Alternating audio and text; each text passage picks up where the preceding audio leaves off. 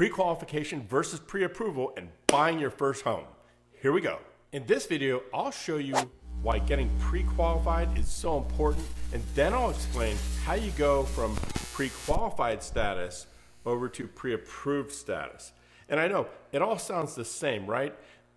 Anyhow, look, this won't take long at all to explain. And if you're gearing up to buy your first home, make sure to stick around to the end and get in on some inner circle money saving stuff. Okay, this form is called the pre-qualification form, and it actually gives the loan officer the ability to pre-qualify you or pre-approve you. It only takes about 5 minutes to get pre-qualified, and if you've got all your supporting documentation in order, it'll only take another 5 minutes to get you pre-approved. That's what the seller really wants. They want a pre-approved buyer.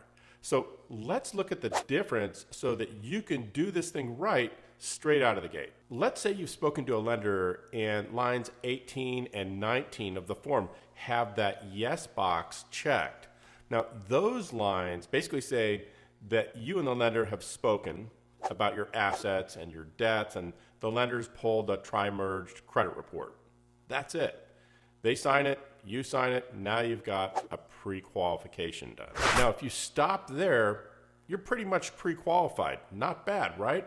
That didn't hurt at all. But if you read down a little further, there's lots of other check boxes that you'll want to have addressed. And so will the seller, by the way.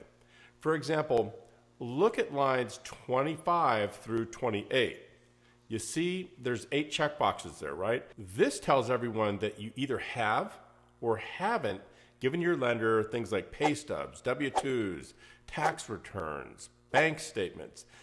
This area of the form also tells us if you've got a gift fund letter from a relative, if, say, your mom or your dad might be providing some money that you need to buy this house. If all the correct boxes are checked and this form is signed by you and the lender, it can be the difference between you just window shopping or actually getting the house. It's definitely the difference between you just throwing mud up against the wall and hoping that something will stick and being taken seriously when it's time to go out and see houses, write an offer, and get a real opportunity to buy the house. The very first thing that any seller is going to want to know about you and your offer is your ability to actually complete the transaction. Here in Arizona, we require that one of these pre-qualification forms be used to demonstrate that. So at the very least, you've got to include one of these forms with your offer,